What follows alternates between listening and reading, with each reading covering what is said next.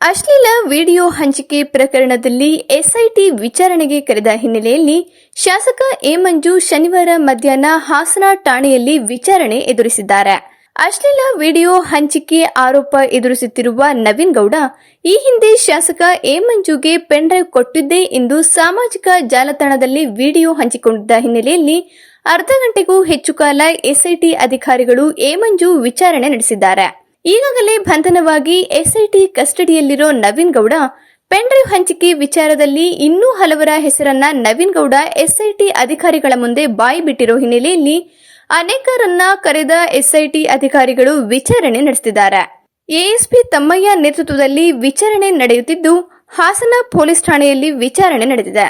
ಸ್ಥಳೀಯ ಹಾಗೂ ನಿಖರ ಸುದ್ದಿಗಾಗಿ ಸಬ್ಸ್ಕ್ರೈಬ್ ಆಗಿ ಬೇಮಾ ವಿಜಯ ಡಿಜಿಟಲ್ ಯೂಟ್ಯೂಬ್ ಚಾನೆಲ್ ಹಾಗೂ ಪಕ್ಕದಲ್ಲಿ ಕಾಣುವ ಬೆಲ್ ಐಕಾನ್ ಕ್ಲಿಕ್ ಮಾಡಿ ಕ್ಷಣ ಕ್ಷಣದ ಅಪ್ಡೇಟ್ಗಳನ್ನು ಪಡೆದುಕೊಳ್ಳಿ.